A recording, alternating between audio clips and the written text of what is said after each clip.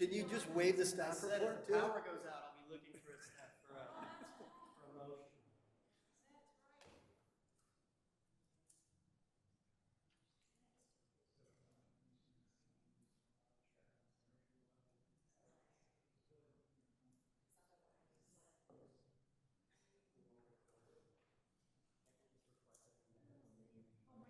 Yes, that's me.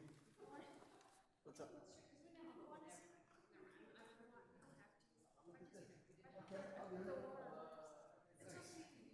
Is this funky water? Yeah, it's not the fix. What is it? Cheap water? Oh, the snail did. Oh, no, I got the snail did water. I know you said last time there was some funky. No, this time. Don't tell that to George. Okay, I'll come up and hang out with you. She's the one that got it.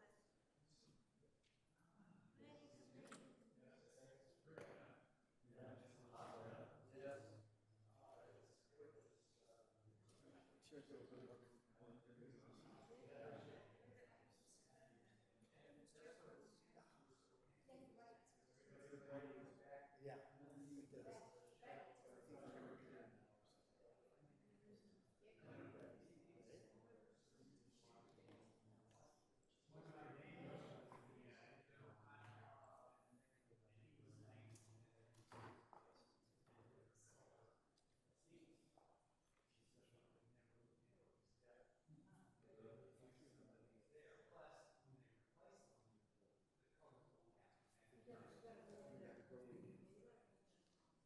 Did, and I was able to clear it out.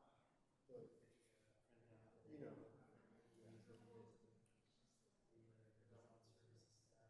That's it. Explain to me.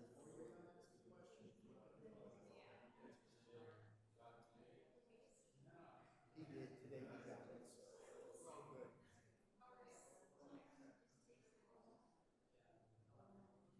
Yeah, I know. But that was good.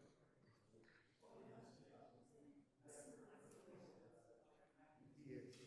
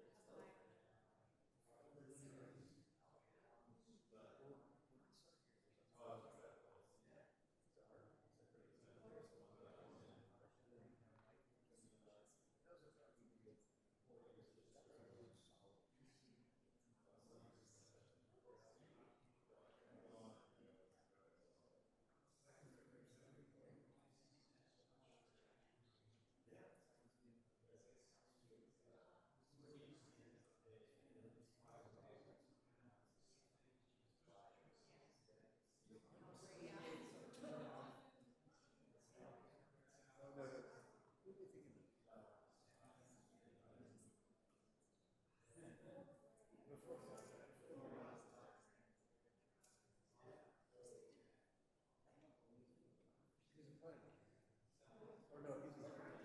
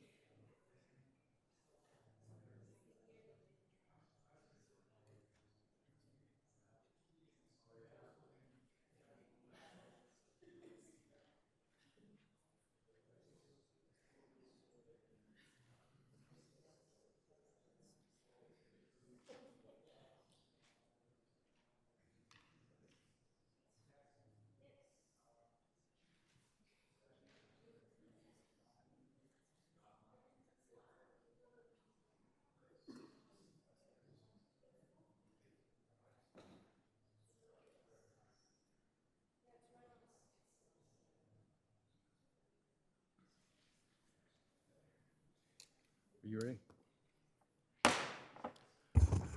Good evening and welcome to the September 6th meeting of the City of Vista Planning Commission. I'll call the meeting to order and ask Commissioner Hastings to lead us in the Pledge of Allegiance. Ready? Begin. I pledge allegiance to the flag of the United States of America and to the republic for which it stands, one nation, under God, indivisible, with liberty and justice for all. Thank you. Ms. Chow, roll call. Chairman Rossler, Here. Vice Chairman Grimm, here. Commissioner Aguilera, Here. Commissioner Garrettson, Here. Commissioner Hastings, Here. Commissioner Looney is absent, and Commissioner Savage is absent. Student Commissioners Casani Rio Herrera and Student Commissioners Peter Child will not be attending tonight, but Student Commissioner Herrera is not present at the time. Okay. Thank you. Very good. Thank you. Commissioners, you've been provided with a copy of the minutes from our July 19th meeting. If there are no changes, can we hear a motion to approve? So moved. Yeah. Commissioner Garrettson? Second. All right. It's been moved and second to approve the minutes from our July 19th meeting. Please cast your vote and lock it in.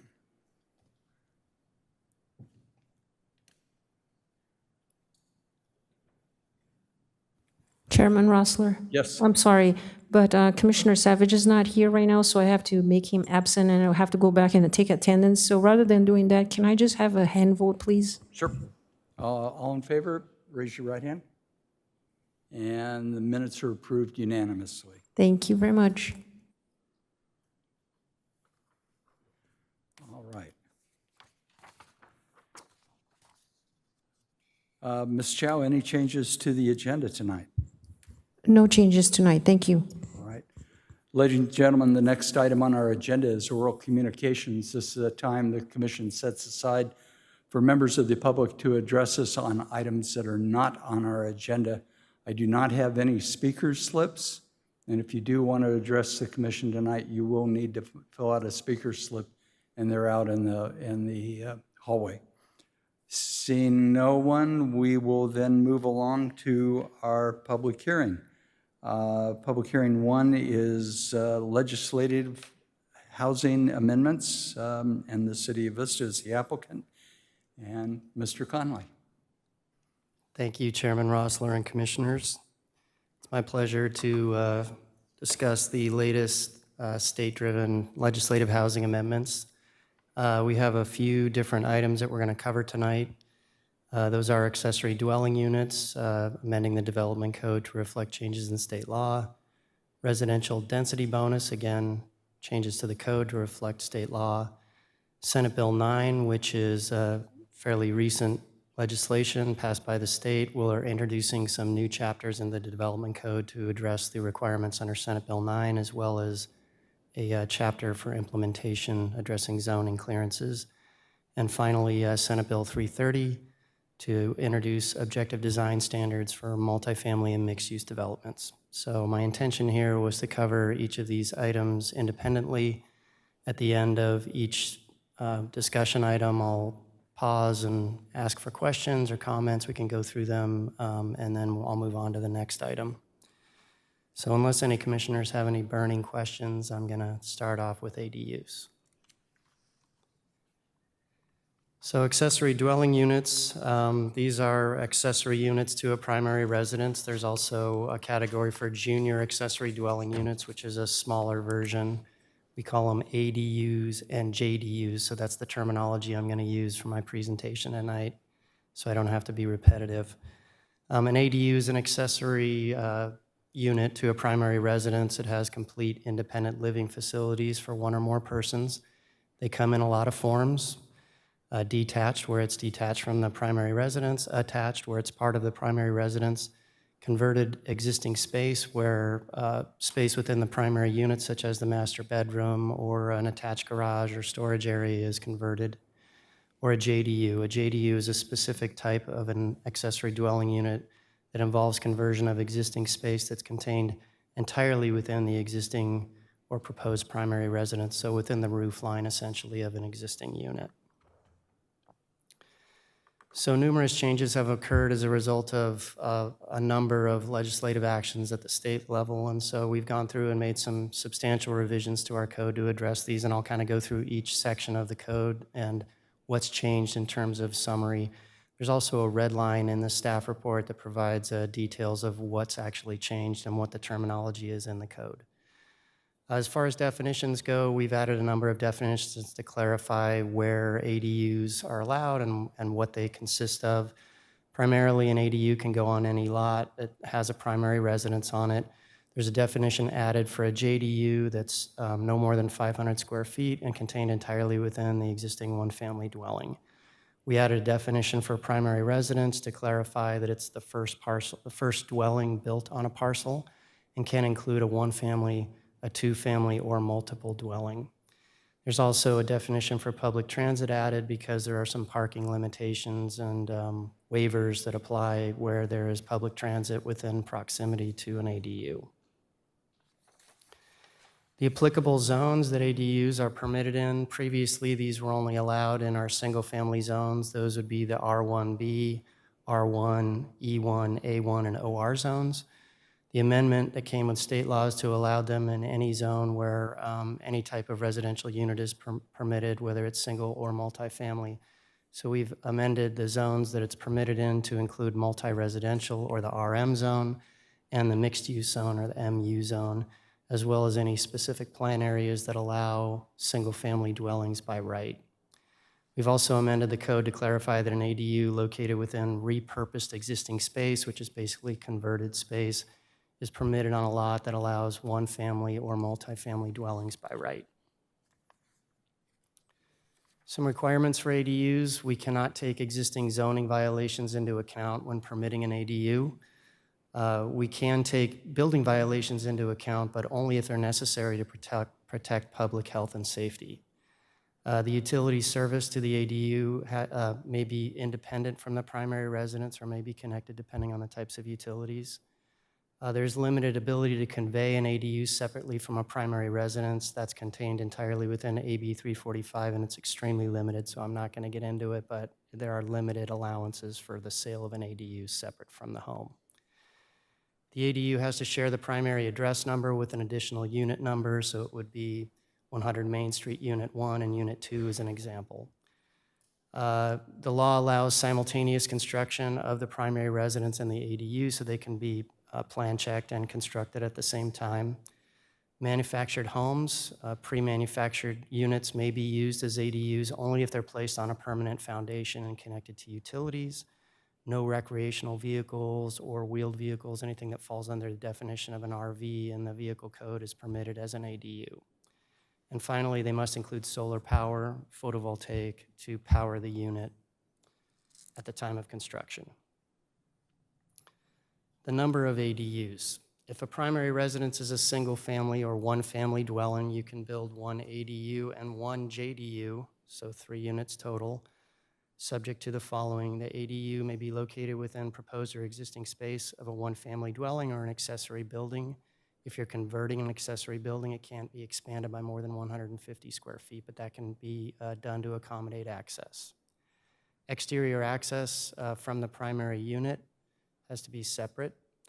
Side and rear setbacks have to be sufficient for fire and life safety purposes, and I'll cover setbacks separately. And a JDU is permitted if it complies with all of the requirements in the code. You can build one attached ADU subject to 4-foot side and rear setbacks and maximum square footages, which are listed there, 850 square feet if it's fewer than 2 bedrooms, or a maximum square footage of 1,200 square feet if it's 2 bedrooms. No more than 2 bedrooms are permitted for an accessory dwelling unit. And there's a maximum height of the accessory dwelling unit of 16 feet, measured to the top of the roof. There's no more than 1 junior ADU permitted per lot, but in certain situations, more than one ADU may be permitted. I'll cover those. If a primary residence is a multiple dwelling, in other words, there are 2 or more primary units on the property, a maximum of 2 detached ADUs are permitted, may not exceed 16 feet in height, and must meet the 4-foot side and rear yard setbacks. Within an existing multiple dwelling structure, you also may convert areas not used as living space. And the law specifies this includes but is not limited to storage rooms, boiler rooms, passageways, attics, basements, or garages. This law permits at least 1 ADU on these multi-unit properties, or up to 25% of the existing units on the property. So that's the maximum number. JDUs are not permitted on lots with multiple dwelling structures, but in practice, anyone that has a duplex or more on their property that's in a residential zone could build up to 2 detached ADUs, or if it's interior living space, could convert up to 25% of the existing units. The maximum size of an ADU is dependent upon the primary residence. Garage space or uninhabited accessory structures don't count toward the size of the primary residence. As I mentioned, a detached ADU is limited to 850 square feet. If it's less than 2 bedrooms, 1,200 square feet if 2 bedrooms. An attached ADU has the same size limitations, but it cannot exceed 50% of the size of the primary residence. So, for example, if you have a 1,000 square foot residence, the ADU could not exceed 500 square feet. A conversion of an existing accessory structure or a portion of the primary residence is not subject to size requirements. So if you have existing accessory structures or you're going to do it within the primary residence, those size limitations don't apply as long as it's a legally permitted structure. For a junior accessory dwelling unit, maximum size is 500 square feet, and the minimum size for any accessory unit in our code is 150 square feet, and that's in the government code. Setbacks. So setbacks for converted space, in other words, where you're converting an existing structure, there's no setback required. For a new ADU that you're going to construct on your property, the front setback has to be consistent with the zone in which it's located, typically 20 feet, and side and rear setbacks are 4 feet for attached or detached or ADUs built above the garage. The conversion of an existing detached accessory building, such as a shed in the rear yard, if it's legally permitted, has no setback. And the minimum building separation between structures on the property is 5 feet measured eave to eave. If there's an existing structure built within the front yard setback, again, that was legally permitted, an ADU may be converted into an ADU, and there's no setback required as long as it's placed in the same location as the existing building. The height requirements, maximum height cannot exceed 1 story or 16 feet to the peak of roof. This can be a second story of a primary residence or an accessory structure like a garage. In that case, the 16-foot height limit is measured from the existing first floor ceiling to the peak of roof. We have seen a few of those above garages. Parking, new parking spaces are provided 1 space per unit as the requirement, can be covered or uncovered, and can be a tandem space within a paved driveway or a side or rear yard if it's permitted within the zone in which it's located. ADU parking is counted as in addition to any other required parking. The building official can deny parking spaces located in setbacks or tandem spaces if they're deemed unsafe. But in a typical single-family situation, we require 2 spaces in the garage and 2 spaces in the driveway, so if they were to build a detached ADU that didn't meet any of the waiver requirements, you'd have to add 1 space to that. There are a number of waivers, however. Replacement parking spaces, so if you construct an ADU that removes any required uncovered spaces, so for example, the 2 spaces in the driveway, they must be replaced. However, if you remove any required covered parking, such as parking that's located in a garage, the parking does not have to be replaced. Same thing with a JDU. If you create it within an attached garage, you do not have to replace the 2 spaces. Parking is waived for a number of situations that are listed here if it's within a half-mile walking distance of public transit. And public transit is defined as a location where the public may access buses, trains, subways, or other forms of transportation that charge set fares, run on fixed routes, and are always available to the public, so essentially any bus line. An ADU that's located within an architecturally and historically significant historic district, we do not have any of those in Vista currently. an ADU that's contained within the footprint of the primary residence or an accessory building, where on-street parking permits are required but not offered to the occupant of the ADU, or if there is a car share vehicle located within one block of the ADU.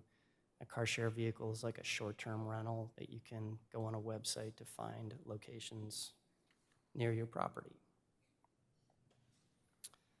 Architectural consistency, so I think you all received the letter today, and I'll touch bases on that.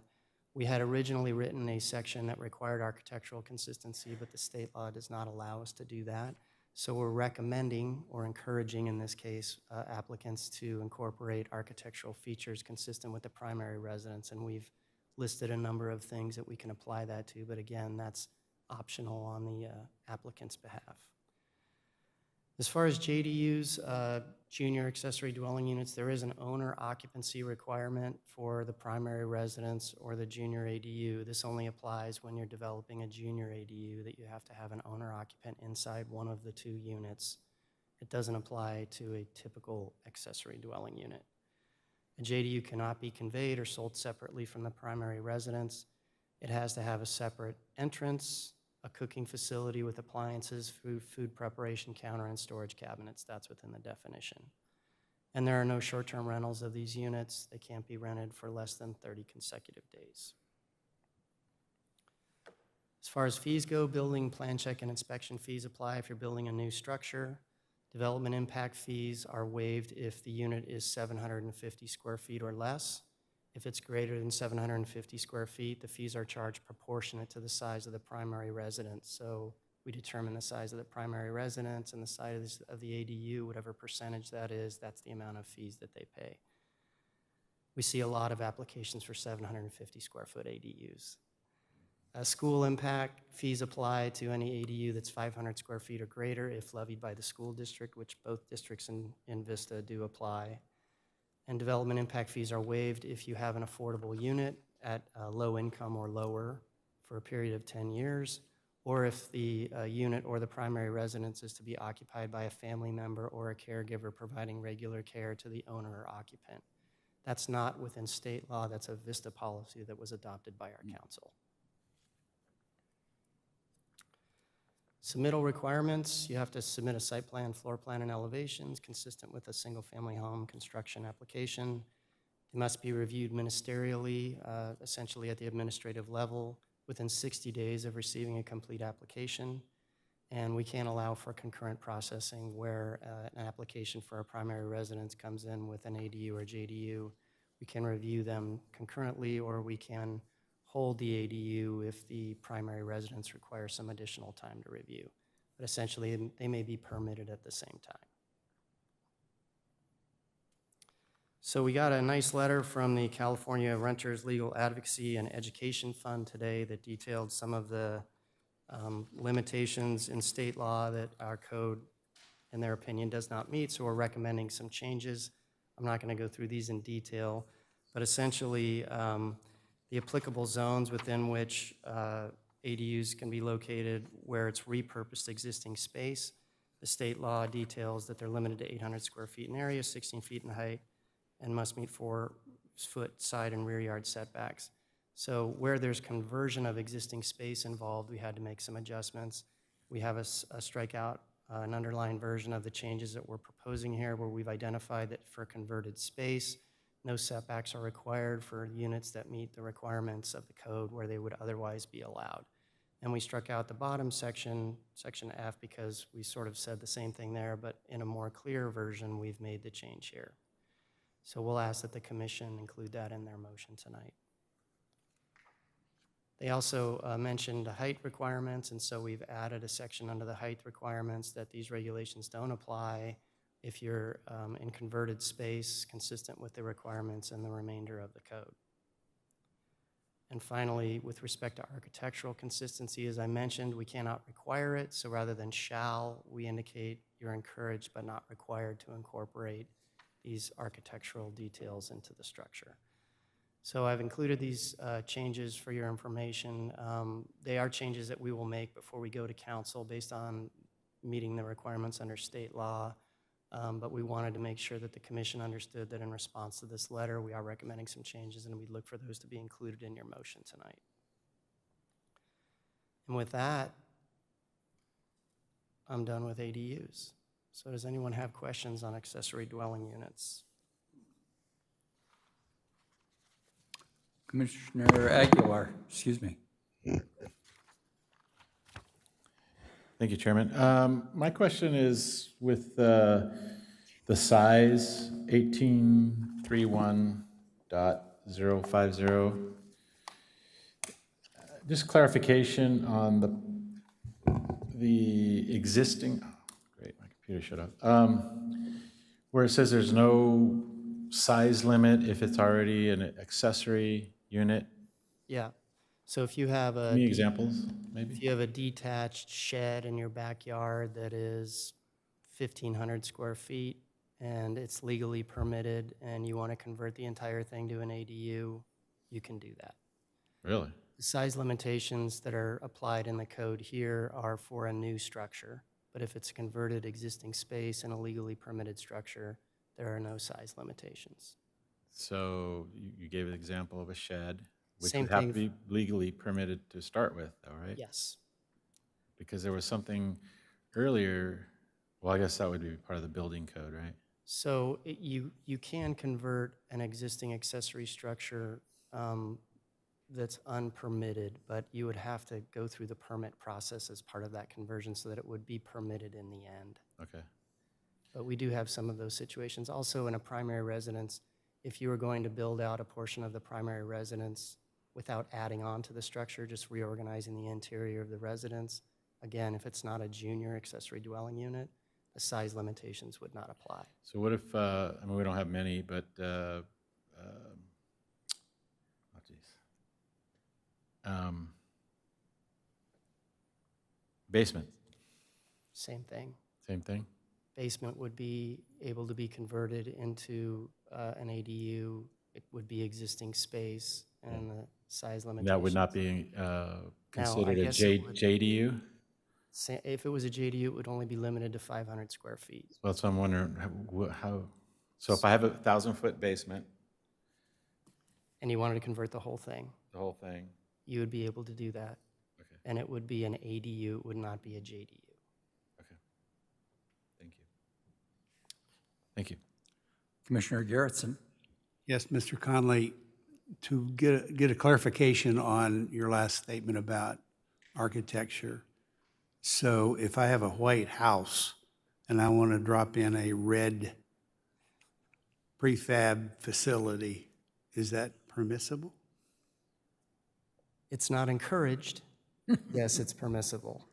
So we would do our best at the counter, as Michael and Patsy can attest, to try to convince the applicant that we would really like them to try to meet our architectural standards. But if they were very adamant that they did not want to do so, we would not be able to deny their application. So color, architectural design, none of that would have to be similar to the main residence? I think we listed, actually I have the slide right there. We listed what we had looked at before. Building materials, color, roof design, fascia, exterior finish, exterior doors, windows, ratios of windows, window to wall area, garage door, and architectural enhancements. Those are all things that we would normally look at if the code allowed us to require it. We would look at it anyway just to try to see if we could make it as consistent as possible if we had a willing applicant. Encouraged. Correct. Thank you. Can you eliminate the word not, or the phrase not required? Amanda?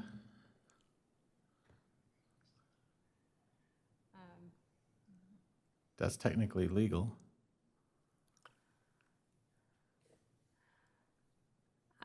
I think we could, if that was the commissioner's collective will. I think keeping but not required would be safer from HCD's review. However, I think it could pass muster with the are encouraged without making it mandatory. Commissioner Grimm. This may be a question more for our city attorney. Under section 18.31.080 parking, it talks about ADU that removes any required uncovered spaces must be replaced, but then below it says ADU that removes any required covered parking does not have to be replaced. And I kind of alluded to this a little bit this morning, and I'm thinking about, for example, well, number one, the purpose of it, I guess their feeling is that you could make up the covered in the driveway. But the problem is a place like Shadow Ridge where the CC&Rs indicate you can't park in your driveway. So then you have a situation where you have no on-site parking, at least under the CC&Rs. So I'm assuming what probably happens is the CC&Rs would be overruled. Would that be a correct assumption? So state law requires HOAs to not, it prevents them from prohibiting ADUs or unreasonably restricting their construction. So to the extent that it would bar construction of an ADU, and it sounds like it could in that case, they would have to waive the requirement. Would my assumption, do you think, be correct? And the reason they're not requiring cover parking to be replaced is they think it's just going to move out to the driveway? Is that? Well, it's really, I think, I'm not going to speak for the people that wrote the law because I would never write the law that way, but frankly, I think the intent there was to eliminate barriers to building ADUs because if you converted your garage, you'd have to build a new garage under our code, and that would just be more cost and, you know, obligations on the part of the applicant. So, Well, unless you required it to be replaced by uncovered parking. right, but the state law does not dictate just doesn't that. So address in the case of Shadow Ridge, where you have CC&Rs, they, as the city attorney indicated, they couldn't restrict someone from doing so, but they could say, well, you can build an ADU in your rear yard or somewhere else on your property and restrict them from converting the two-car garage. As long as you provide the opportunity for them to put the ADU somewhere on their property, I think you can get past the state's requirements, but those are legal cases that have yet to be tried. But in answer to your question, yes, and under the current situation, if someone in Shadow Ridge wanted to convert their garage, they would legally be able to do so. The city would permit it. They might have a battle with their association, but in the end, we could not restrict them from converting their garage and not putting a new two-car garage in. And the other thing that, I'll end this, but the other thing that compounds that too is they're only allow parking on one side of the street. So, Yeah. okay, thank you. Very good. Any other questions for staff? For John? Commissioner Savage? Yeah, just one quick question regarding page 22 of the report on requirements for the accessory dwelling units. Actually, as it pertains to junior accessory dwelling units, from my reading of this, everything in that space that will be upgraded to the junior accessory dwelling unit has to be up to code, but the rest of the facility or the rest of the building, we don't have to have them bring it up to code if it's a junior inside the existing dwelling? Correct. So our review of the permit and the plans would be limited to the junior ADU and the conversion of that space. We wouldn't be able to extend our review into the primary residence beyond the space that's being converted. Does that include service to that space? Like utility service, for Yeah, example? yeah, through the home. So yes, we would require utility service to be provided to the unit separate from the main residence. They could combine it. It's up to the owner to decide if they wanted to do that. But in that case, if it was combined, then we would be able to look at the existing Okay. service. Gotcha, but most of the case would be from could the be separate. external, right? Okay, thank you. Yeah. Very good. Next topic? All right. Next topic is residential density bonus. So this is a provision in state law that allows developers to gain increased density with the provision of affordable units in their project. It's primarily used in situations where we have multifamily development because it's much easier to increase density in a multifamily situation. However, we have seen applications starting to come in for single-family subdivisions where this is applied. So it can be applied in either case. In terms of the state law changes, the current density bonus allowance or the previous density bonus allowance went up to 35% depending on the types of units you're providing and the amount. The new requirements increase substantially, in most cases up to 50%, but in situations where you have a 100% affordable project, there are some extreme increases, and so I'll cover those. The state law added a category of extremely low income, which is 30% or less of AMI. So the categories now stretch from extremely low, very low, low, moderate, and above moderate. And those are the categories that are applied under the state law. The eligibility to receive density bonus and concessions or waivers. The law now clarifies that density bonus may be used for specified rental or for sale developments. So condominiums or apartment projects can apply these bonuses. There are new eligibility criteria for projects and new categories. These are senior citizen housing that are 55 years or older of at least 35 units. They don't require any affordable units as long as they meet those requirements. A mobile home park that's age restricted for senior citizens, again, doesn't have to have affordable units, but can apply a density bonus. Land dedications that have appropriate zoning and general plan with access to utilities and at least 1 acre in size for very low income units. 100% affordable projects at any of the categories with a maximum of 20% moderate, but in any of the other categories. 10% of the units at very low income for transitional foster youth, disabled veterans, or homeless individuals, or 20% of units at low income for full-time college students. Any of these projects could utilize density bonus provisions. The amount of density bonus is commensurate with the project types identified in the prior section, the state's density bonus chart, which I'll cover.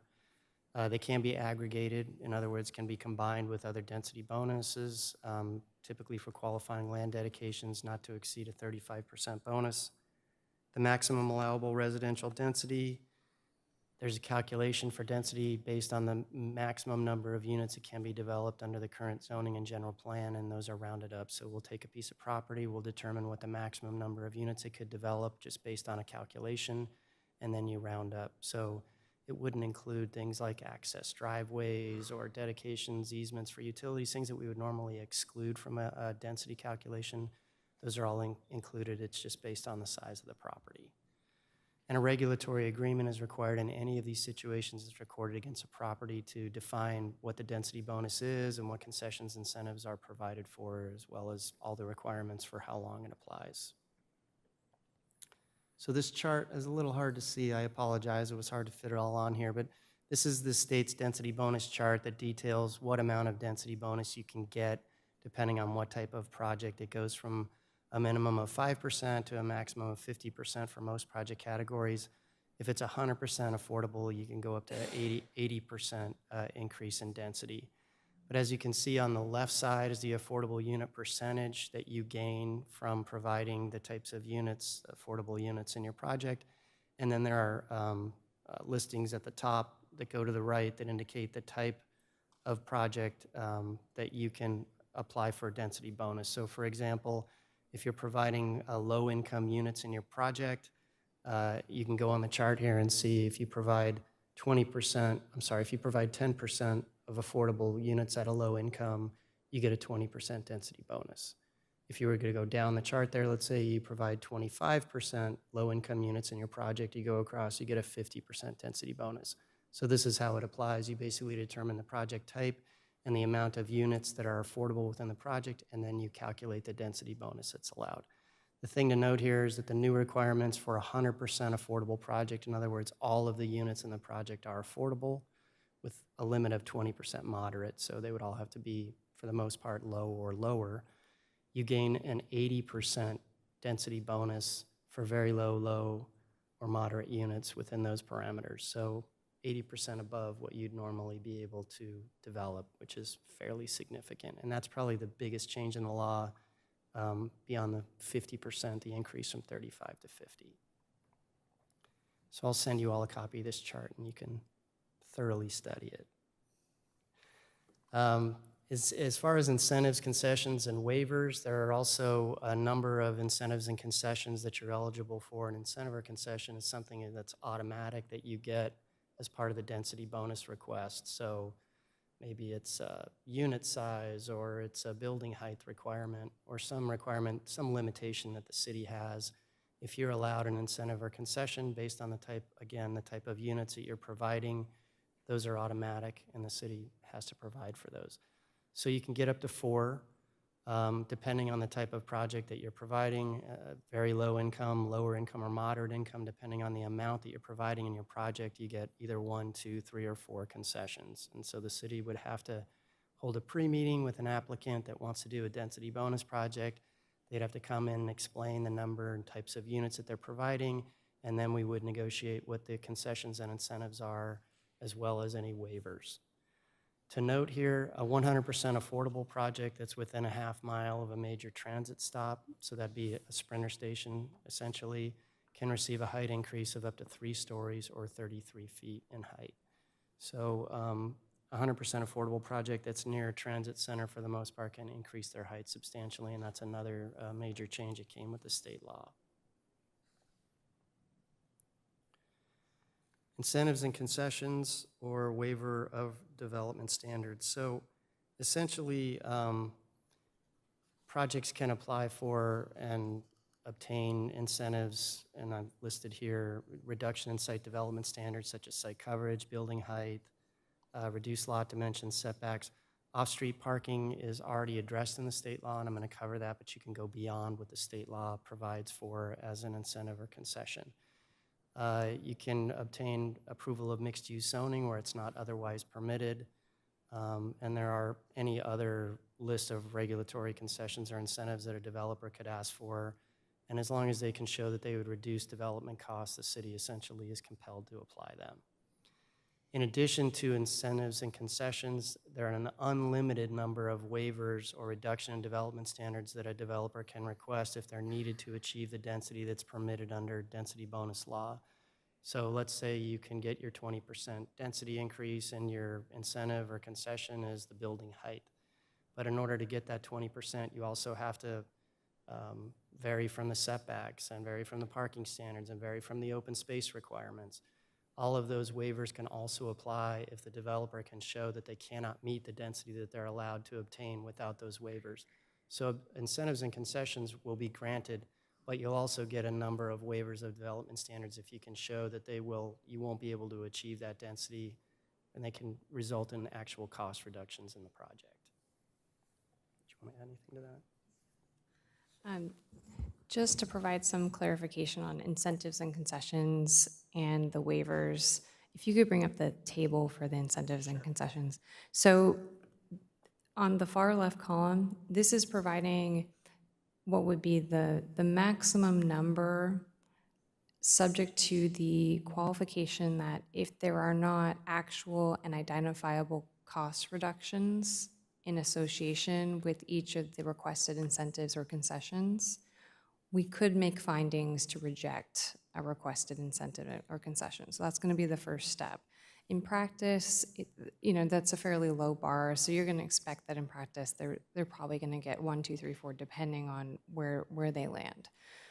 But once they get past the incentives and concessions, it comes down then to the waivers, which can be the same type of developmental standard that they're asking to be waived in their case, if they cannot physically construct the project at the densities that they're granted under state law. So at that point, they're looking for anything that allows them to physically construct the project. So the first step's going to be that economic piece, and then it's going to go to the physical construction piece. And as John was indicating, the waivers can be unlimited. So if they have a very dense project, especially as you're looking at that chart, that bottom row, they're going to be asking for a myriad of waivers at that point in order to construct out and up and to fit it on the lot. Thank you.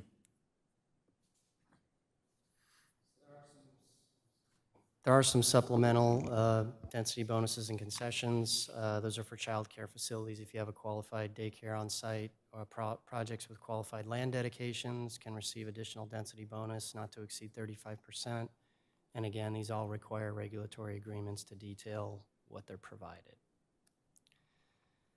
The application process, the granting of these cannot require a general plan amendment, specific plan, zone change, or development code amendment. They have to be reviewed concurrent with any other entitlement. So if it's a zoned property and they're requesting a density bonus, it's automatic.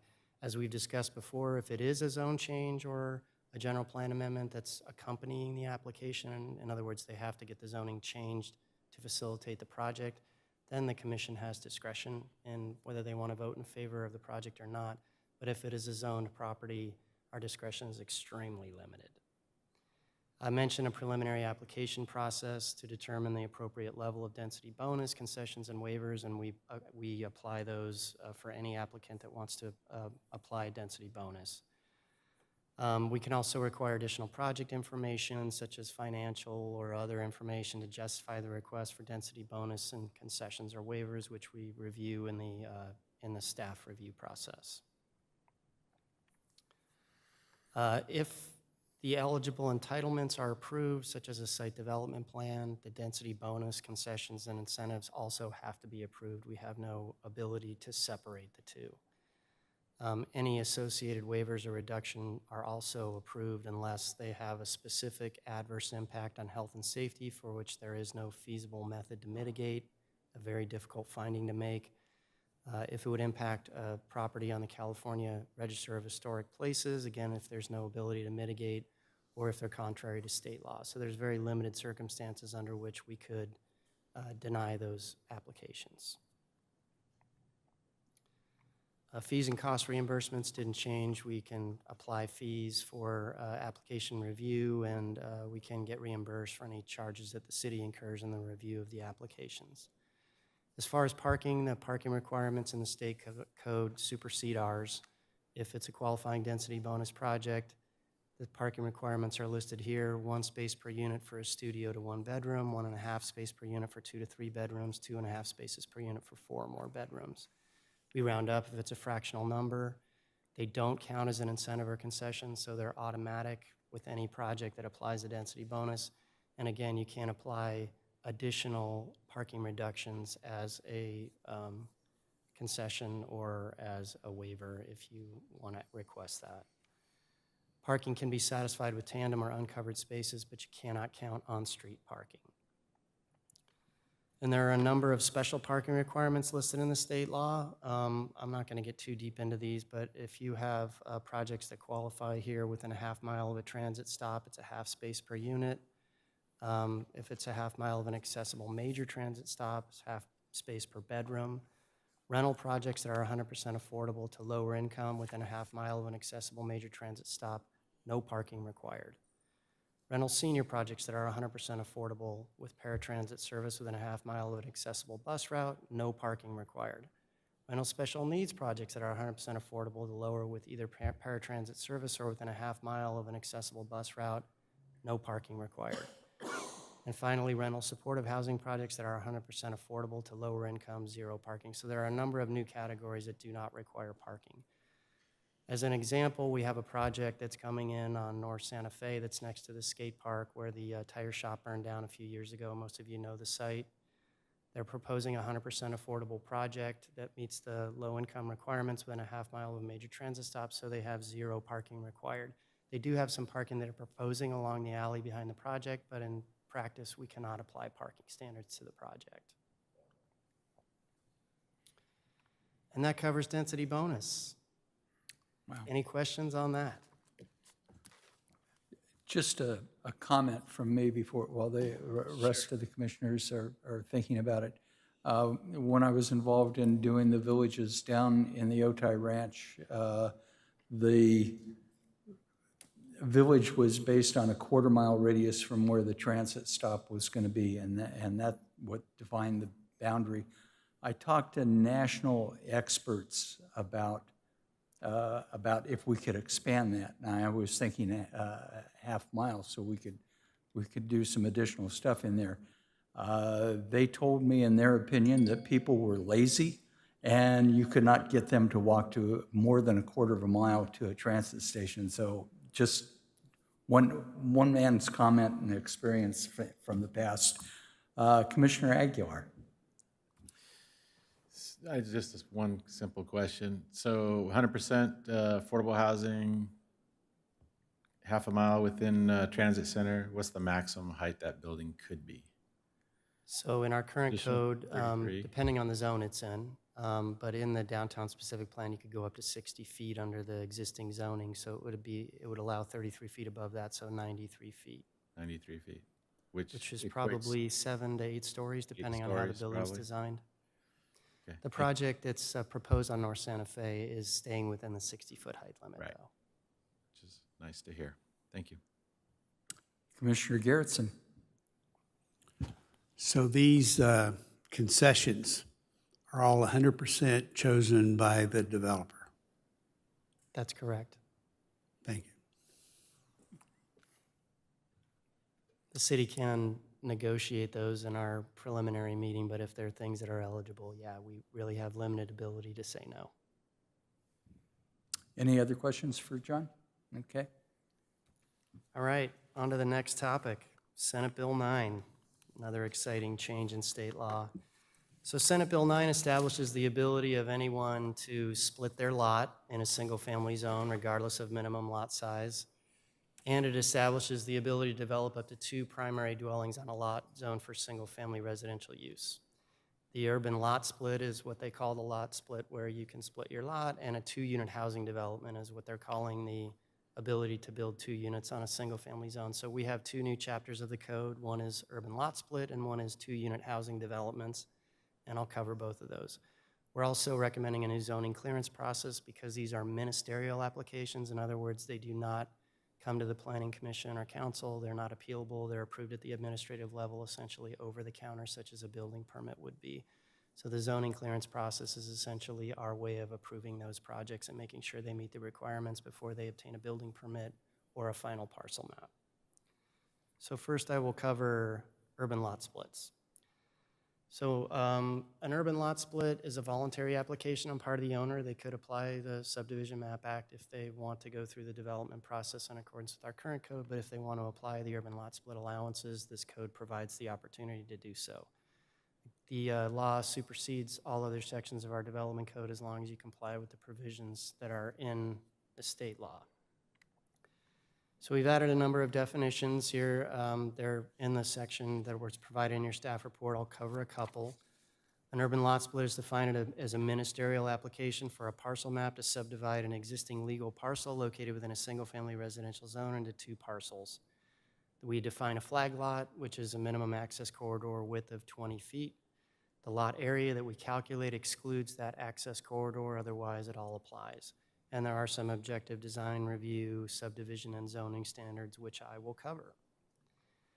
The general eligibility, as I mentioned, the zoning has to be a single-family residential zone. That's R1B, R1, E1, and any specific plan area that allows single-family zoning. We did not include A1, the agricultural zone, because that is an agricultural zone, not a single-family zone. And we did not include the open space residential zone because, again, that's an open space zone, not a single-family residential zone. The applicant has to provide information to support that it's a legally created parcel, either through the Subdivision Map Act or through deed action. And there are some prohibited locations that are listed here. I'm not going to go through all of them, but if your property is located with any one of these areas, you cannot apply the SB 9 standards. Farmland of certain types, fire hazard zones, which I'll have a map of, hazardous waste sites, earthquake fault zones, special flood area, conservation lands, protected habitat, and conservation easements. So the city staff has maps and details of all these, where these areas apply within VISTA. When an applicant comes in and applies for an SB 9 project, we would check to confirm that it doesn't include any of these areas, and then they would be eligible as long as they meet the other requirements. The fire map I have in a later section, but I will cover that. Subdivision standards, the lot has to be a legal lot in a single-family zone, cannot include through lots, in other words, lots that connect 2 streets unless vehicular access rights are relinquished on one of the streets. You have to have access to a public or private street. Flag lots are permitted, again, with a 20-foot access corridor. Lot lines have to be at right angles or radial to a curved street. The minimum lot size, so maximum split ratio is 40-60, so 50-50 to 40-60 is what you can split your lot. You can't go greater than that. Resulting lots can be no smaller than 1,200 square feet. The minimum lot width is 25 feet with the exception of flag lots. That's measured at the front setback. Minimum street frontage is 25 feet except for flag lots, and there can be no more than 2 parcels created as a result of the subdivision. Parking is required at 1 space per unit unless it's located within a half-mile walking distance of public transportation.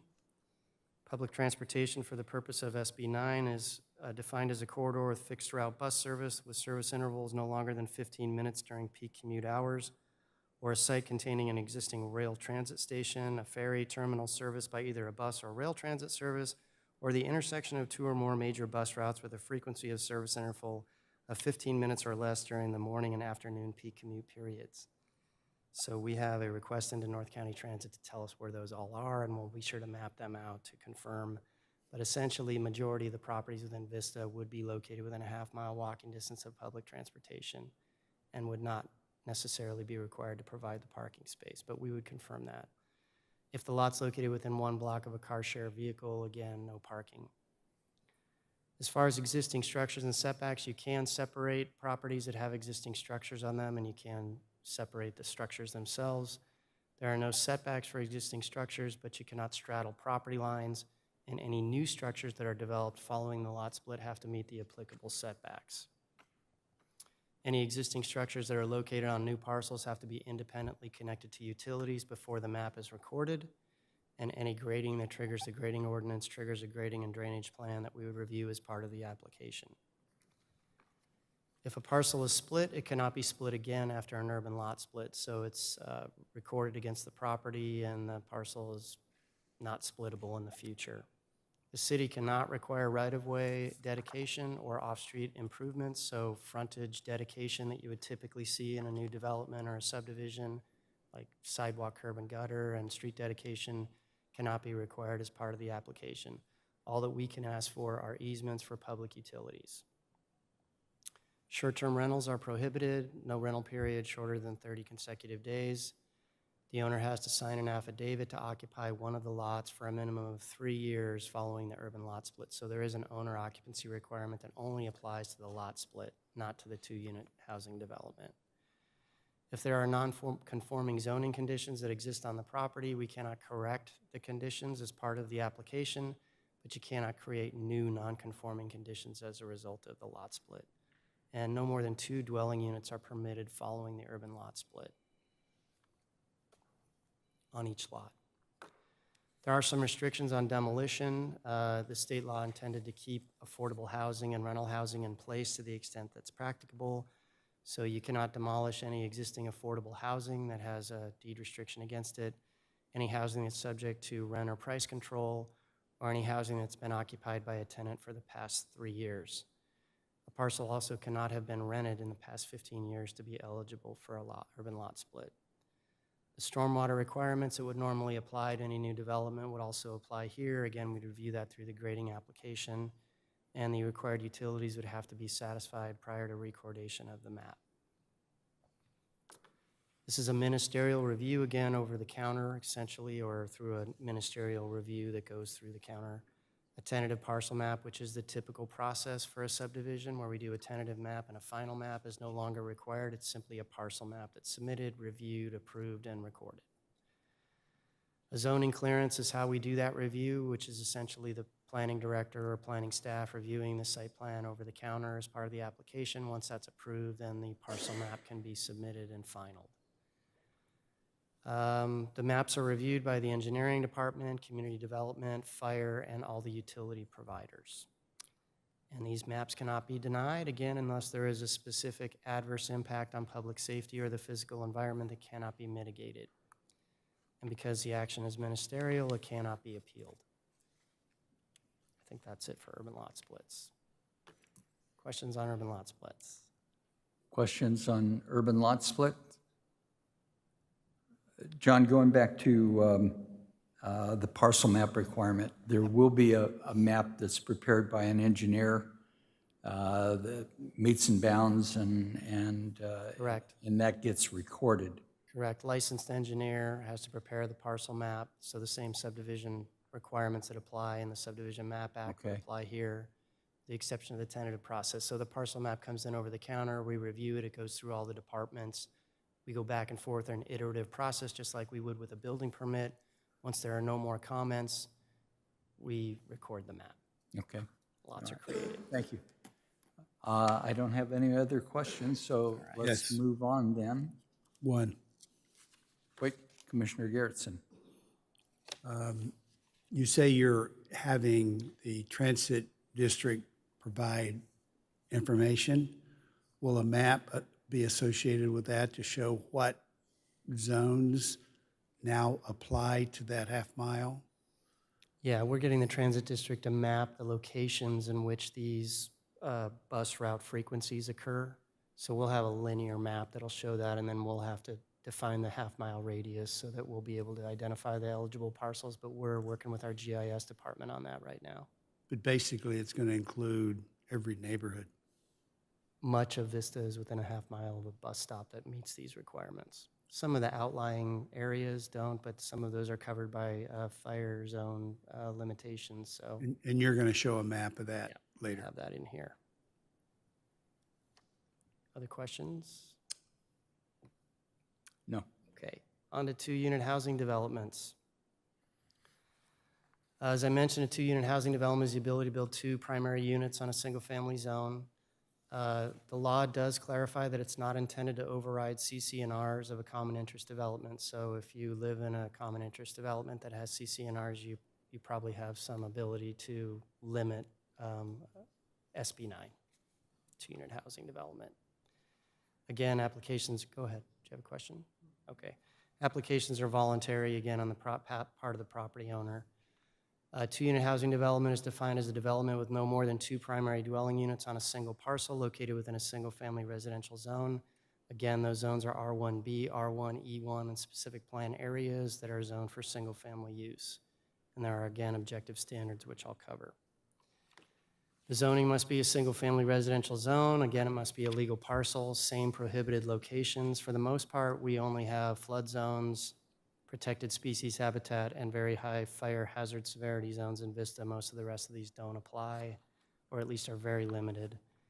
The fire hazard map is here for Vista, a little blurry, sorry about that. But you can see the areas that are in the dark red are the areas that are considered very high fire hazard severity zones. The orange are high, the reddish orange are high, and the orange is, I believe, moderate.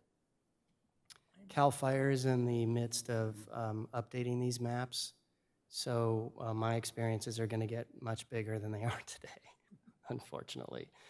But all the areas with the dark red would be limited from doing a urban lot split or a 2-unit housing development. Those are primarily the areas in the north and east part of town. You can see up around Warmlands and Foothill Catalina. And then down around the Shadow Ridge Golf Course and in the business park area, those are the areas that are surrounding some of the natural canyons like Agua Hedionda Creek and La Mirada Canyon down in the south part of the city.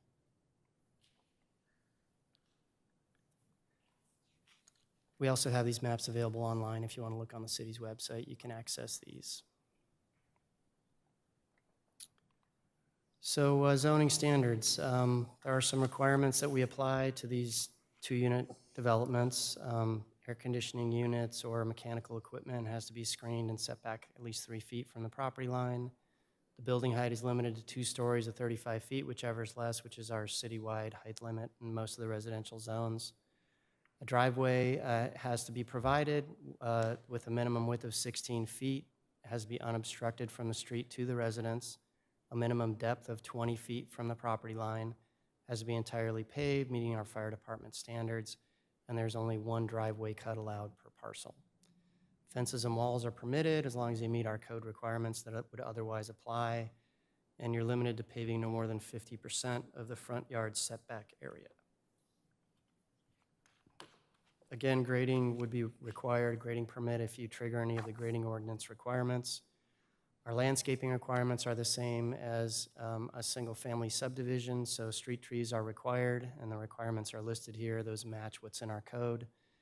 And slopes that exceed 4:1, again, are required to be landscaped as specified in our code. So an applicant that has any of these conditions would have to show those requirements either on the plan or on a separate plan as part of the application. Lighting, again, same as what's required in our current code, has to be downshielded and directed away from adjoining properties. There is a lot coverage limitation of 60% for buildings and required driveways. Parking is 1 space per unit with the same limitations if it's within a half-mile walking distance of public transportation or if it's located within one block of a car share vehicle. Setbacks are listed there, fronts 20, sides and rear are 4, and there's a building separation of 5 feet. Those are essentially the same setbacks as required for ADUs. Building materials are specified. Exterior siding has to be wood, stone, brick, stucco, fiber cement, or composite wood. There are building color limitations, not to exceed 4 total, 2 colors inclusive of trim for primary walls. The foundation in the residence has to be placed on a permanent foundation and cannot be a movable structure. Roof decks are prohibited. Exterior stairways are prohibited. Materials and colors of windows have to be consistent on all elevations, and gas and electric meters have to be provided on the exterior walls of the side elevation of a structure. Accessory dwelling units and junior ADUs. So this is where the convergence of laws really gets exciting. Under SB 9, you can build 2 primary units, and when you have built 2 primary units, you are considered to have a multi-unit residential structure on your property, and in that case, you can build 2 ADUs. So if you use the 2-unit housing development and you build 2 primary units, you can also build 2 detached ADUs on your parcel, so 4 units total. In a situation with an urban lot split where you're splitting the lot, you can only build 2 units on each lot. So 1 primary and 1 ADU, or 2 primary can be built on each lot. But if you don't split the lot, you can still build 4 units. You can build 2 primary units and 2 ADUs. So 4 units are permissible on any single-family residentially zoned parcel under this law, depending on how you split it up. You cannot build an ADU or a JDU on a parcel that use both urban lot split and 2-unit housing development. So if you split the lot and you build 2 primary units on each lot, you're done. There's no more ADU or JDU allowed. The dwelling unit types that you can build under the 2-unit housing development rules can be detached, attached, or constructed on top of one another. Stacked. Building and fire codes apply to all of these requirements, so they have to go through the normal building permit process. They're reviewed by both divisions. Stormwater management requirements apply. Sewer meters and water meters and sewer cleanouts are required for each unit, and they have to be relocated or placed on the parcel on the units that they serve. An encroachment permit can be required for the connection of utilities, and all impact fees apply. So all of our normal impact fees that would apply to a single-family home would apply to any of these units, assuming they're not ADUs. Same restrictions on demolition as the urban lot split. Same owner's rights limitations, same short-term rental limitations, and then a subdivision. So a sale of a 2-unit housing development, you couldn't build 2 units on your property, turn one into a condominium and sell it. You'd have to split the lot to convey the units separately. So if you build the 2 units under this law, you can't convey them separately unless the lot is split. Again, it's a ministerial review, so there's no appeal process. Application is filed with community development, requires our zoning clearance. We may apply objective standards, which are indicated in the code section. The law says that you cannot physically preclude the development of 2 units that are less than 800 square feet, so we would have to allow that under any circumstance, regardless of our applicable objective standards. Again, we can't deny these unless there's specific adverse impact on public safety or the physical environment that cannot be mitigated, and because it's a ministerial approval, it cannot be appealed. And this is my little figure that I think is very helpful. So if you do a 2-unit development, on the top slide, you can see the configurations that are permitted. On the upper left would just be 2 primary units. In the upper center, you have 2 primary units and an ADU or JDU. And on the upper right, you have 2 primary units and 2 ADUs. So any of those configurations could be done under the 2-unit housing development allowances. If you have an urban lot split that's included with it, as you can see here, you can do 1 unit on each property or 2 units on each property, but that's the max. So you could build 1 single-family unit on each split parcel. You could build 2 single-family units on one of the parcels and leave 1 vacant, or you could build 2 single-family units on each of the lot split parcels. The far right on the bottom shows one split parcel with 2 primary units and one split parcel with a single-family primary unit and an ADU, so you could do that. If you built 2 primary units, though, you wouldn't be able to add an ADU. So again, I'm just clarifying that if the lot is split, you get a maximum of 2 units on each lot, regardless of whether it's a primary unit or an ADU. Yes, sir. On the far right, could you have gone with 4 primary units? On the far right at the top, you mean? No, bottom. So yes, in that scenario, you could, those could all be those could all be primary units, 2 primary units on each That's what I property. thought. Okay. And that's it for SB 9. I don't think too many people know what they can do with their property, but there's lots of new stuff you can do with your property.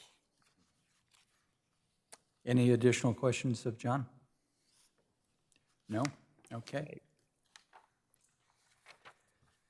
So we've talked at the staff level about educating the public on these issues, and so we're going to have some information we're going to put on our website, and we'll have a handout, and we'll try to do some outreach on SB 9 and ADU laws because it's a very popular question we get at our counter. Yeah. All right, zoning clearance, I mentioned, this is a real brief section that just basically says how we're going to review these ministerial applications under SB 9. They submit their site plan, we review it, we stamp it approved and sign it, and then they can submit their building permit. It does provide us the ability to go out in the field and check on the property if we feel like there's something that's not adequately addressed in their site plan application. But if it's all there over the counter, we can approve it and move on. And that's essentially what the zoning clearance chapter allows for. Again, ministerial, not appealable. And finally, objective design standards. So I have about 20 slides here. I'm going to try to blow through these very quickly. You have a packet in your staff report that includes all of the objective design standards. These are required under SB 330. SB 330 says that a local agency cannot apply any standards to a multifamily residential or mixed-use development that are subjective. In other words, that require any personal or subjective judgment by myself or any other public official.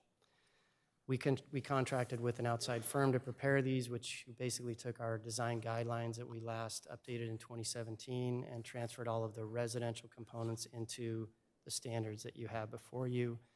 And so that's what we're left with. We also are keeping the design guidelines from 2017 because they do include some standards that apply to commercial and industrial development, so we don't want to throw away everything, but anything that's residential, we have to apply only the objective design standards. So there are a number that address site design, primarily vehicular parking and access. So primary access is limited in terms of side street or alley access, and there are a number of access point limitations depending on the frontage of the lot. So if you have a lot with less than 100 feet of frontage, you have 1 vehicular access point. If it's greater than that, you can have a maximum of 2. Same thing for corner lots, depending on the size of frontage, and it determines whether you can have 1 or 2, and there are some graphics there that give you an idea of what we're referring to. For vehicular access and parking, there are requirements that address loading and service areas. They have to be on an elevation that's other than the front to minimize visibility, can't obstruct vehicular traffic, can't be located adjacent to residential dwellings or common open space, and they have to be screened with walls, fencing, or vegetation. Primary entry driveways have to incorporate some type of decorative fencing or walls or enhanced landscaping or signage to accentuate the entry. An example of that is shown in the upper right-hand corner, where enhanced paving is also provided. Primary building entryways should also require accent paving with color and texture. Pedestrian access, connections from units to vehicular parking areas, bike parking and outdoor open space, trash areas and amenities are required. Walkways have to connect to public sidewalks, common building entrances, vehicle parking and transit stops where available. Pedestrian pathways should provide a minimum clear width of 5 feet. They should have through lot connections, a mix of materials, enhanced paving for pedestrian crossings, and landscaping should flank all pedestrian walkways. Circulation and access in vehicular parking areas. Pathways have to be parallel to rows every 4 parking rows, and pathways perpendicular to parking rows that are no further than 20 spaces apart. Again, accent paving with contrast in color and texture is required at building entrances. For common usable open space, we have amenity requirements. Again, these are taken from our code. Projects with 4 to 9 units, 1 or more amenity. Projects with 10 or more units, they have to comply with our adopted design guidelines. Common open space requires visibility into the space from the interior. They have to be, where paving is provided, hardscape with common open space shall be decorative, and seating shall be provided in all common open space areas. For private open space, screening with structural elements, so anything that can screen off and provide privacy for the private open space areas, which are typically balconies or patios. Structural elements such as walls or fencing shall be used to provide privacy, and there are some specifications on what those heights should be. We can also use screening with landscaping, a buffer of 5 feet in width, or screening shall be located to enclose a ground level private open space, and it shall be maintained at a maximum height of 4 feet. There are standards in addition to the development code, excuse me, requirements of site perimeter. If we're adjacent to residential, there has to be evergreen hedges or trees around the perimeter to buffer sight lines adjacent to those residences. There are some specifics about perimeter and privacy plant selection. They have to be dense shrubs or evergreen trees with minimum size of 15 gallons. They have to be located to grow to the height of the window, door, or private open space, and at least 50% of the landscaping has to reach this height within 2 years, primarily for privacy purposes. Landscape screening requires a buffer of 5 feet or fence or wall to enclose those ground level open space areas, and again, it has to be maintained at a maximum height of 4 feet if it's landscaped. For individual units that provide private open space, requires landscaping, fencing, walls, and trellises between residential units for privacy. And again, a plant selection with a mix of flowering vegetation and varying textures with at least 50% of evergreen species. Projects adjacent to open space zones shall provide natural vegetation and use 75% native plant species. For building design, addressing building form, massing, and articulation.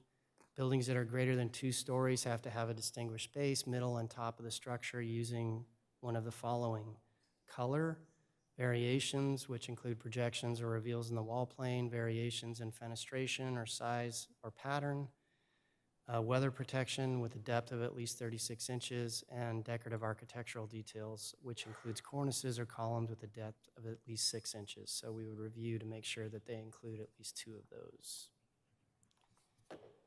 For building form, massing, and articulation, there's wall plane variation. Facades visible from the street that are no more than 30 feet in length have to include 2 of the following: 2-foot minimum variation in depth of the wall plane, architectural features, building entrance with a front porch, stoop, patio, deck, balcony, or upper story setback, a change in height of at least 5 feet of the abutting facade, or other projecting or recessed architectural elements, and a sample is provided there to indicate some of the allowances to break up the wall plane.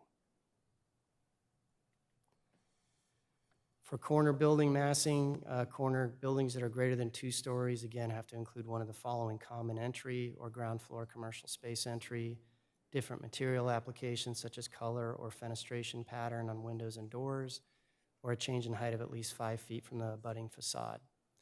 A building at major intersections, which are defined as circulation element roadways, have to provide landmark features such as towers, primary entries, enhanced materials, or roof projections for building hierarchy. Roofline elements have to be carried around all elevations, and rooflines shall not extend more than 30 feet without prominent changes, and there are some additional requirements in there, but it's detailed primarily in the sample to show the variation in elements to break up the roof lines.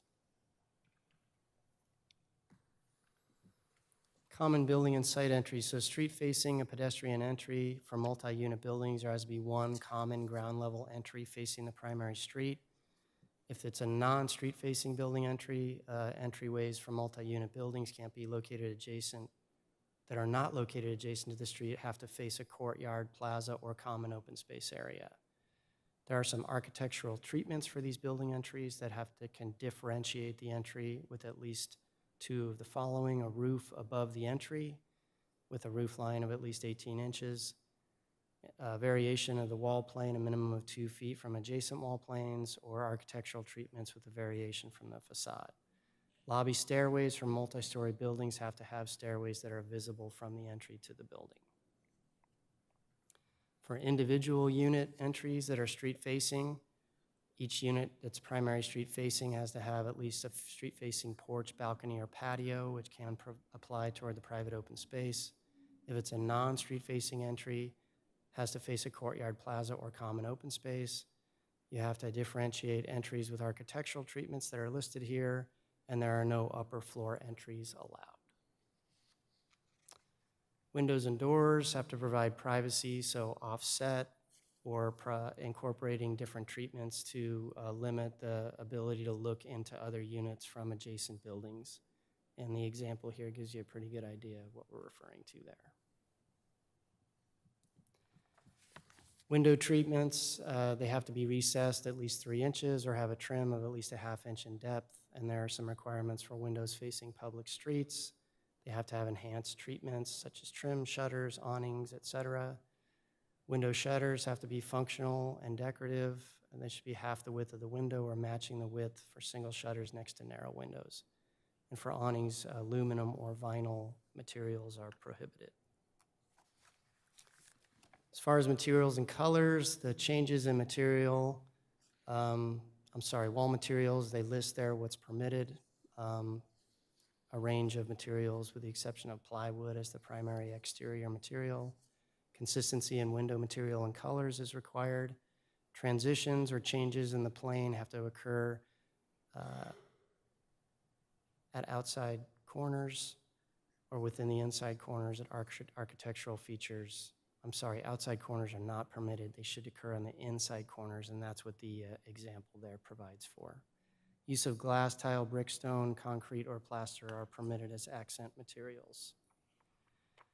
For mixed-use developments, ground floor transparency, so exterior walls facing the street have to include windows and doors and at least 50% of the facade. There's a visual sample provided there to show you what that means. Maximum 20-foot length without an opening. Street-facing setbacks have to be landscaped or hard surface for pedestrian use. They have to include at least 2 amenities, such as benches, drinking fountains, shade structure, or other design elements. If it's a street-facing entry, incorporate at least 1 pedestrian entry from the sidewalk or right-of-way, and they have to include weather protection and a clear area off the sidewalk for the entry doors. Common and private usable open space in mixed-use projects have specific requirements for open space depending upon the unit count in the project. Utilitarian elements, so bicycle parking has to be provided per the development code. Trash, recycling, and green waste container enclosures, there are visibility and screening requirements for those. Fences and walls have to be consistent in material and colors as the primary building. Exterior lighting has to comply with development code standards, which requires down direction and screening. Equipment and utility screening, all of the equipment and utility placed on the site has to be screened with physical elements or landscaping. Vents and exhausts have to be concealed or match building materials and colors, and downspouts and drains have to be internalized or match materials and colors. And that's it for my objective design standards. Thank you for your patience. Any questions on those? Commissioners, questions on objective design standards? Commissioner Garrettson? Are these much different than what exists now? Or They're much more specific. Some of the standards that are in our design guidelines are more general and I would say somewhat subjective in terms of how we apply them. They're more specific to detail exact heights, exact limits, exact, thickness of planes and things like that so that we have to apply them directly as we would apply to every project. That's the purpose of the objective standards. so they're more specific to comply with the new regulations? Correct, but most of what's in our design standards is addressed here. It's just in a more specific manner. Okay, thank you. Seeing none. All right. I've got several. You Okay, asked me sure. to look at them, so I did. Several places throughout the standards, we refer to both private usable open space and restricted open space. And so I think the terminology should be consistent. Okay. You probably use private usable open space. On the driveway entries, we're showing in the example where we want the enhanced pavement, curb returns. And I would encourage us to have curb returns instead of the curb cuts, Okay. the driveway curb cuts. And that's restricted open space.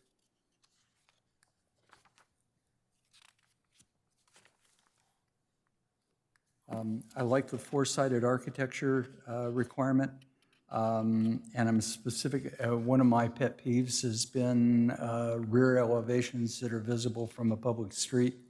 And I think the architectural treatment should be same as the front elevation. And so when we go over to windows facing public streets, I would suggest that we have something in there that talks about same treatment as the front elevation. Okay. So in a lot of situations where we have design review, or we have a building facing a public street, we typically require a little bit of an enhanced elevation facing the Right. street. Yes, We don't always apply those same standards around the entire building. right. Are you advocating that we require those same standards around the, okay. Yes. Just making sure I'm clear. And then on ground floor transparency, under the mixed-use standards, we're requiring visibility, windows and doors. Do we have any standards that prohibit them from putting paper signs up or drapes up? So our sign requirements limit the amount of signage, but in terms of other treatments on the window, there's nothing in there. We can look at adding a standard that addresses window treatments. In pedestrian-oriented projects, having visibility into the commercial ground floor and having visibility out from the commercial operation to see the street going on is supposed to enhance the pedestrian experience. So I would just think about that for a second. And I think that was the end of my comments. Yeah. Okay. Commissioner Grimm? No, we got it. Yeah, I guess I just wanted to make sure I understood Rick's comment on having same appearance all the way around. I'm not sure that would really be beneficial in certain situations where you have no visibility from the backside. I'm only concerned about where those are visible from the public right-of-way. All right, Okay, I can clarify that. I'm fine with that. Okay. All right. John, does that conclude your presentation? I got one more slide. Okay. So as you know, tonight, your action is advisory to the city council. We'll be bringing it to the city council on October 4th at their workshop. And so I am asking for your recommendation this evening to the city council on all the stuff that's up there with the modifications to the ADU requirements that I spoke about during the presentation. And I believe the city attorney has something to add. And if there's a majority motion to include the chairman's suggestions as well, we would want to include that in the motion. Okay. All right. This is a public hearing. We're an hour and a half into it, but I have no speaker slips. Does anyone from the audience wish to address the commission on anything that we've heard here tonight from in the staff report? I know this has been rather dry and boring for the students, but if you didn't catch it, this is going to significantly change the way the city does business, and it's really, it has all the commissioners up here concerned, but it's state law, and we have to implement it. So anyway, Commissioner Aguilar. Yeah, there was something I forgot about earlier that in our pre-meeting, Commissioner Looney actually brought up was the asking for ground floor parking for bicycles and electric bikes on particularly projects that are, 100% Density bonus. density bonus, any of the density bonus projects, because the project that he was discussing on North Santa Fe, they're going to provide 12 parking spots, right? Correct. That's it. And I don't know how many units. Do you know how many units it'll be? It's 50? Yeah, so 50 units, 12 parking spaces. It's walking distance to transit, but not everybody uses the transit. But they will have bikes. Electric bikes are very heavy. Yes. So you don't want to be hauling those up elevators or particularly stairs. So what can we do on that? We can have a requirement for that? So we do have bicycle parking requirements that are in our code today. I believe it's, Patsy, you might need to help me, one per 5? I think it's 1 per 20 Oh, spaces. okay. So one bicycle parking space for 20 Units? vehicular parking spaces. That's the way it's written. So we'll have to look at that and update it potentially to address that issue. Because if there's no parking required, we would have to have a separate bicycle parking requirement. Now, the commission has to be aware that that could be an incentive or concession or waiver that they ask for too, but because it's probably not going to take away a lot of site area, it's probably something that most developers are willing to do. But the project in North Santa Fe that I mentioned, they are planning a significant bicycle parking area as part of the project, including lockers on the ground floor for the users of the project. So it's something we will absolutely look for, but we'll have to go back in our code and amend that section of the code to address bicycle parking, maybe for projects that don't require parking otherwise. But we can come back to the commission on that. Okay. One thing I should have done before calling on Commissioner Aguilar is close the public hearing. So, oh, yes, ma'am. Yes. So, did we have speaker slips out there? We did. I'm sorry. Go ahead. Do that, it's okay. You can speak and then. Go ahead. My name's Lisa DeJesus. I own a company called ADU Gurus, and I try to help people do the plans and understand the ADU laws. The only question I have is, why are the 1,200 square feet ADUs limited to 2 bedrooms? The County of San Diego, City, San Diego, and some other jurisdictions surrounding Vista say that you can build up to 3 bedrooms. They even have permit-ready plans that include 3-bedroom, 1 bath in the county. Just my first time I'm really understanding that 1,200 square feet is limited to 2 bedrooms. And that would be my only question. Okay, let's see if we can get you an answer. Thank you. Amanda? So the 2-bedroom limitation is something that's set out in state law as something we can adopt and follow. Other jurisdictions are not barred from being more generous if they want to set up an alternative discretionary process for ADUs that goes beyond what state law mandates us to do. So I'm not aware of what the county specifically does, but I'm guessing that they set up an alternative process beyond the limitations that state law.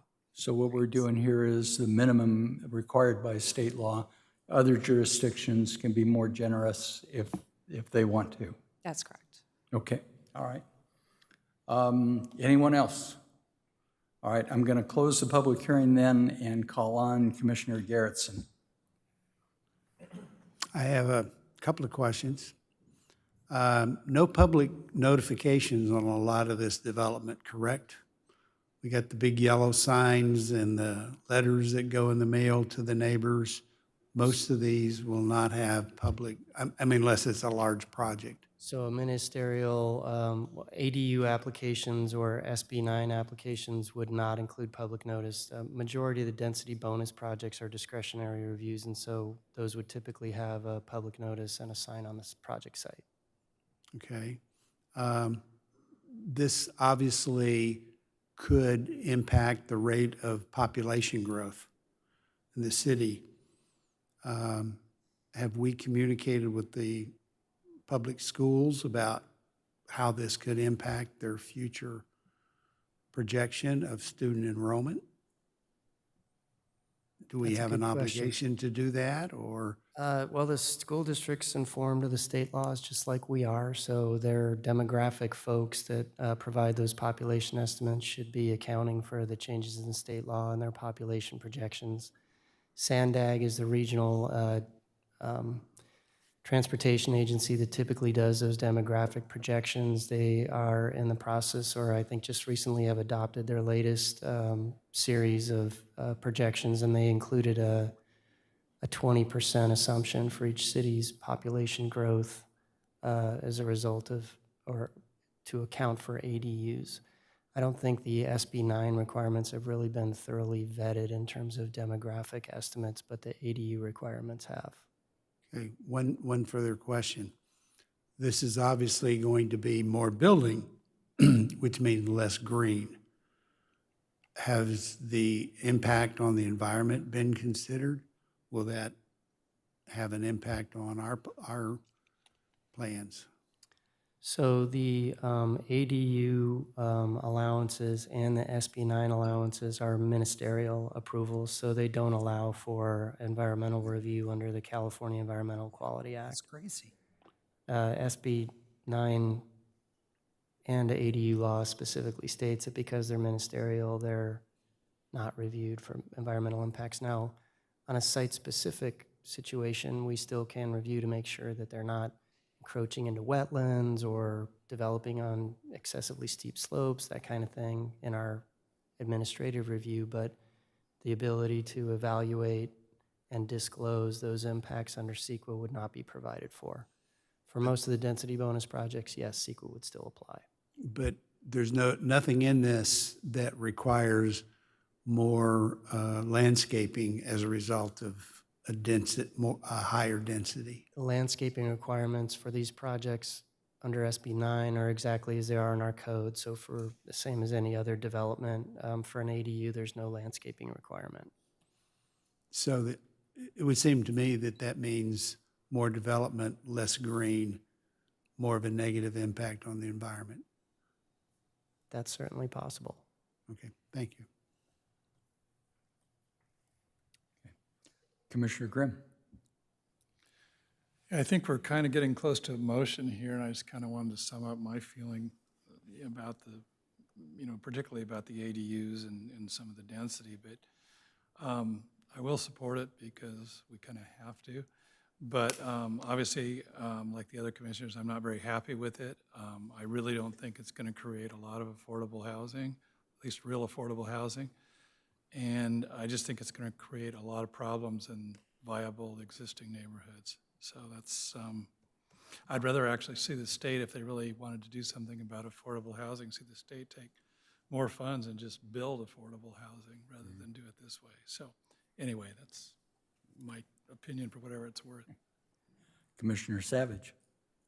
I just want to ask if, with all of this, if the general plan is going to address this with commercial development, if we're going to consider more just in relation to the environmental impact, if we're going to consider changing anything in the general plan because of all this? So we're going to look at possible changes in the general plan. We haven't really gotten far enough into the process yet to determine, what changes might occur. But yes, we will be looking at these issues along with a whole bunch of other state requirements when we update the general plan. The ADU and SB 9 allowances are not something, obviously, that's addressed in our current general plan. So we'll be addressing those from a growth perspective and identifying where those development types can occur. But in terms of making other changes as a result of that, that's something that we'll have to bring to the commission and the council and the public to determine what those changes might be. Something we will be addressing, though.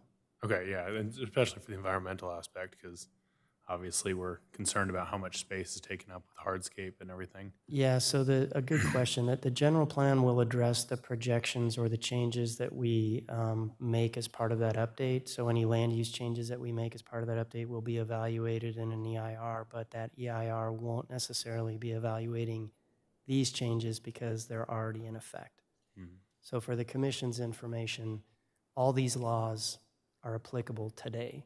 They went into effect, most of them on January 1st or before January 1st. We just haven't gotten around to making the changes to our code because we have some limited staff availability and COVID and a bunch of other reasons, but they're in effect today. So if these don't get adopted, recommended by the commission tonight or adopted by the council in October, we still have to implement them in accordance with what's in state law.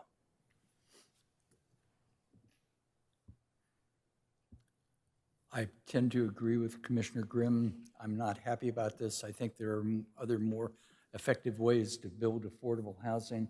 I think once this starts happening in our neighborhoods, there may be a minor revolt by neighbors, and there's nothing they or we can do about it. So anyway, having said that, would someone like to make a motion?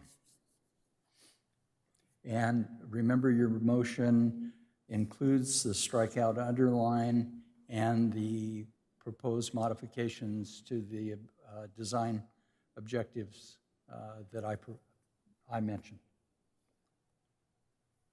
Commissioner Aguilar?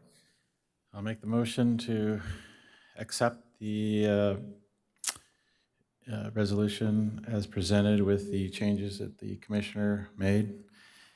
Also, with the consideration of the biking storage, that's going to be considered as well, right? So yes, that would be a separate action because it's not something that we can bring to council with this package, but per the commission's direction tonight, we will go back and look at the bicycle parking And what you requirements. mentioned about notification as well, is that going to be something separate? So you're referring to Commissioner Looney's comment? Yeah, so just for the commission's information, when we met with Commissioner Looney to review the packet, he asked that we include architectural elevations of projects on the notification signs that we put out, the big yellow signs, to include an elevation of the project from the architect, a rendering that would show what's intended to be built there, so that maybe in these density bonus applications, people would pay attention if it's some humongous building. And so the staff agreed to put that into our application requirements. Since those are at our discretion, they don't necessarily have to be made part of the motion, but we can do that. And then the last modification was the one I made earlier on the wording of just encourage. Correct. All right, we have a motion, Commissioner Savage. I'll second that motion. Okay. Patsy, are we using machines? Okay. So it's been moved and second to approve the amendments. Please cast your vote and lock it in.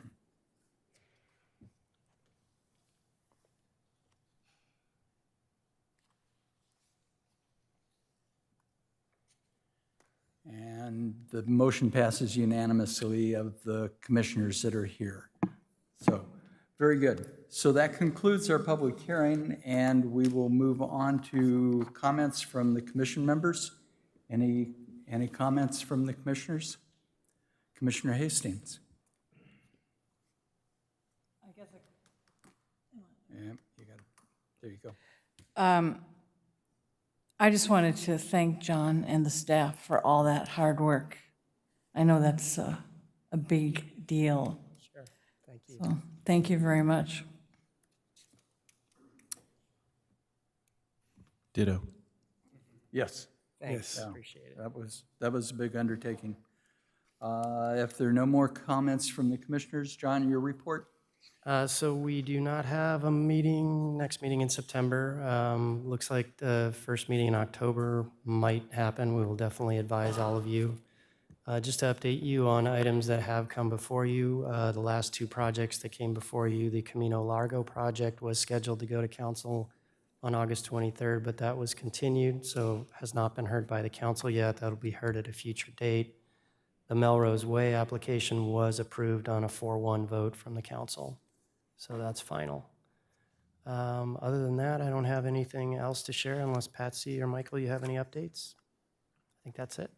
So the date for the October meeting? October 4th will be a workshop with the city council where we'll be reviewing all of these items with them. And then our next meeting in October?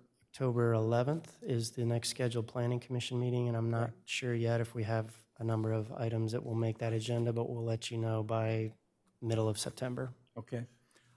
Commissioners, when I had my meeting with staff to go over all of this, it seemed like last meeting when we were recommending denial of the two projects, we kind of struggled with the findings. And so I asked Amanda if she, at some time in the future, would walk us through the resolutions and the findings that we have to make so that we know if we're going to do that again. And it sounds like we might have more of those coming up, that we know what we're looking for and how to go about amending those. So that being that. And John, I can't thank you enough for how wonderful the corner of Wormlands and East Vista Way looks with the gas station gone. So demolition is pretty much complete, I think. So, Thank you. Commissioner Grimm. Yeah, John, I just had one more question. Excuse me, one more question. The project that was off of Guahomie that we sent back on the other side of the railroad tracks, what's happening on that? I heard they reduced their density. They have submitted a formal application. It's in our review right now. They did slightly reduce the height of 2 of the buildings out of the 3. But it's going to come back to you, so I'll make sure I let you know. It's probably a couple months away here from coming back to the commission at the earliest date. Commissioner Garrettson? Yes, John, could you give us an update on anything new on Burlington Coat Factory, the motel next to it, and Palo Vista Park? Oh, boy. The Burlington Coat Factory is still a pending application for a mixed-use project. I believe Michael has that project. Patsy, sorry, has that project. They are still proposing to develop it with multifamily development and a small commercial component. It's in planning several months out. They have talked about a possible commercial tenant there, although nothing's come to light, so we're still waiting to see if that could happen. Okay. The Marriott Hotel next door at 760 Shadow Ridge, the property owner was working with a hotel developer who's been communicating with us, but now they're talking about potentially doing an industrial project there. They've submitted a preliminary plan for that. So could be one or the other. We're not sure. No formal submittals come in yet for building on that property. Palo Vista Park has been significantly delayed as a result of the contractor that we hired to do the project. They've had some difficulty with their crews and staffing, and so the undergrounding, which looks like nothing's happening, has been happening behind the park along Palo Vista Drive. We're almost complete with the connection of utilities, and the poles will come down. And they've ordered a number of components for the project, the equipment, the fencing, and some of the hardscape. We're waiting for those orders to come in, but we expect to see some progress on the site here by late September. It's been delayed by several months, so unfortunately. Okay. For the students from Rancho, if you'll bring your forms up when we adjourn, any of the commissioners can sign them. And if there's nothing else, we stand adjourned until October 11th.